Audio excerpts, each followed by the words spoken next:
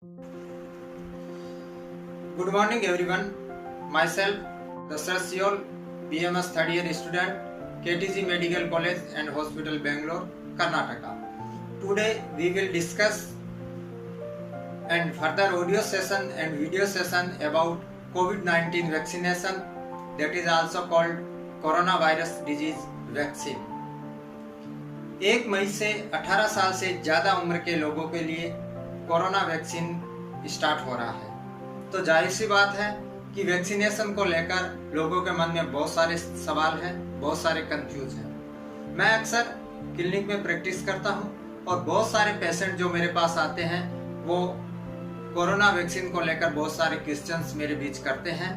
तो आज मैं आप उन सभी जो कोविड वैक्सीनेशन को लेकर अक्सर ग्रामीण इलाकों में या शहरी इलाकों में जिसके मन में जो भी जिसी प्रकार का जो डाउट है उसका आज मैं आप सबको जवाब देने वाला हूं।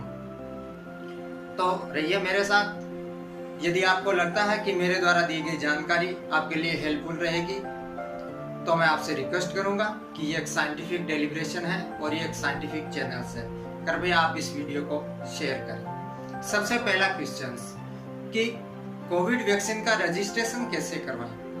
तो कोविड वैक्सीन का रजिस्ट्रेशन आप आरोग्य सेतु ऐप या कोविन पोर्टल पर जाकर करवा सकते हैं, जिससे आप अपना सुविधा के अनुसार आप अपना दिन एवं समय तय कर सकते हैं। दूसरा क्वेश्चन है कि रजिस्ट्रेशन करवाने के लिए किन किन डॉक्यूमेंट्स की आवश्यकता पड़ेगी। तो रजिस्ट्रेशन करवाने के लिए आप किसी एक पासपोर्ट साइज के फोटो के साथ आप अपना एक आईडी प्रूफ, जो रजिस्टर्ड आईडी प्रूफ होना चाहिए, जिसमें Aadhaar card, voter ID, PAN card या ड्राइविंग लाइसेंस की आवश्यकता पड़ेगी। इसके बाद क्वेश्चन है, क्या वैक्सीनेशन लेने के दिन इस आईडी को साथ में ले जाना पड़ेगा? हाँ बिल्कुल। जिस दिन आपने रजिस्ट्रेशन के समय जो आईडी आपने दी है उसी आईडी को आपको साथ में ले जाना पड़ेगा। चौथा क्वेश्चन है कि वैक्सीन के कितने डोज लगेंगे और कितने दिन के भीतर इसे लेना पड़ेगा। तो दोनों वैक्सीन के 2-2 डोज लगेंगे। कोविशील्ड के पहले और दूसरे डोज के बीच में 4 से 8 हफ्तों का फासला, जबकि कोवैक्सीन के पहले और दूसरे डोज के बीच में 4 से 6 हफ्तों का फासला रहेगा। इसके बाद क्वेश्चन जो पेशेंट करते हैं वो बोलते हैं कि शरीर में एंटीबॉडी बनना कब शुरू होगा। तो दोनों डोजेज के लेने के बाद 2 से 3 हफ्तों के बाद शरीर में एंटीबॉडी बनना शुरू हो जाएगा। इसके बाद जो लोग कहते हैं कि यदि मुझे पहले कोरोना हुआ था, अब मैं पूरी तरह रिकवर हो गया हूँ, क्या मुझे वैक्सीनेशन लेना चाहिए? हाँ बिल्कुल लेना चाहिए। कोरोना के कई मामले गंभीर हैं और कई इन्फेक्टिव मामले हैं। इस कंडीशन में अगर आप पूरी तरह रिकवर हो गए हो फिर भी आपको वैक्सीनेशन लेने की बहुत ही आवश्यकता है। इसके बाद का जो क्वेश्चन है वो है कि इस दोनों वैक्सीन का कीमत कितना लगेगा। सरकारी अस्पताल में दोनों वैक्सीन बिल्कुल मुफ्त में दी जाती है, बट वही प्राइवेट अस्पताल में आपको इसी वैक्सीन के लिए 250 रुपए देना पड़ेगा।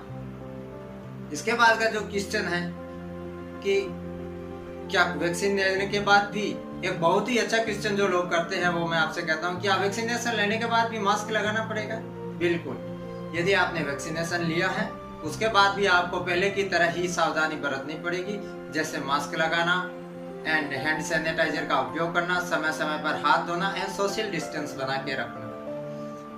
उसके बाद का एक क्वेश्चन है कि क्या वैक्सीनेशन लेने के बाद कोरोना हो सकता है? बिल्कुल हो सकता है, क्योंकि वैक्सीनेशन आपको कोरोना की 100% गारंटी नहीं देती है, बल्कि यह आपको कोरोना से लड़ने की क्षमता जरूर देती है। वैक्सीनेशन का मतलब है आपका इम्यूनिटी पावर को बूस्टर करती है, अर्थात ये आपकी रोग प्रतिरोधक क्षमता को बढ़ाती है, जिससे आप किसी प्रकार का रोग या किसी प्रकार की बीमारी से लड़ने की जो क्षमता है वो आपके बॉडी में बढ़ जाएगी। इसके बाद का जो क्वेश्चंस है वो क्वेश्चंस क्या है कि वैक्सीनेशन किसे नहीं लगाना चाहिए। बिल्कुल अच्छा क्वेश्चंस।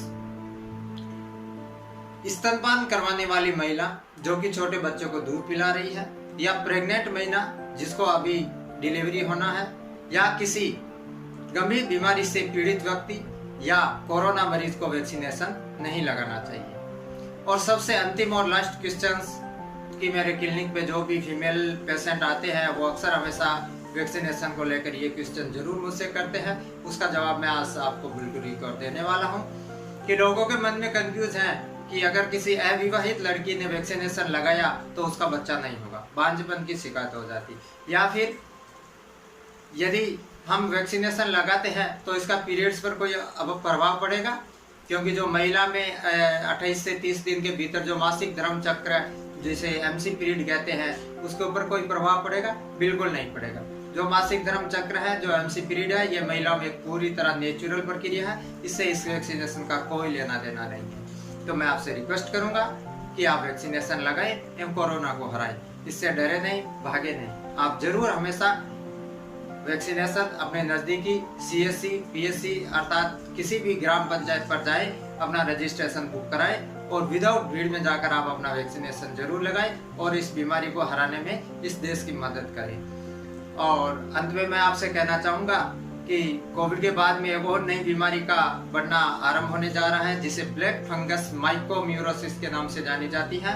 आप इसी से भी बचें, लॉकडाउन के रूल्स को फॉलो करें, गवर्नमेंट के रूल्स को फॉलो करें, आप अपने घर में रहें, सुरक्षित रहें, समय समय पर अपने इस कोविड की जो ये लंबी समय से जो प्रक्रिया चल रही है इसके बारे में जागरूक रहे, लोगों को जागरूक करें और वैक्सीनेशन जरूर लगाएं। एक बार मैं फिर से BMS third year student, KTG medical college and hospital Bengaluru Karnataka. Thank you so much.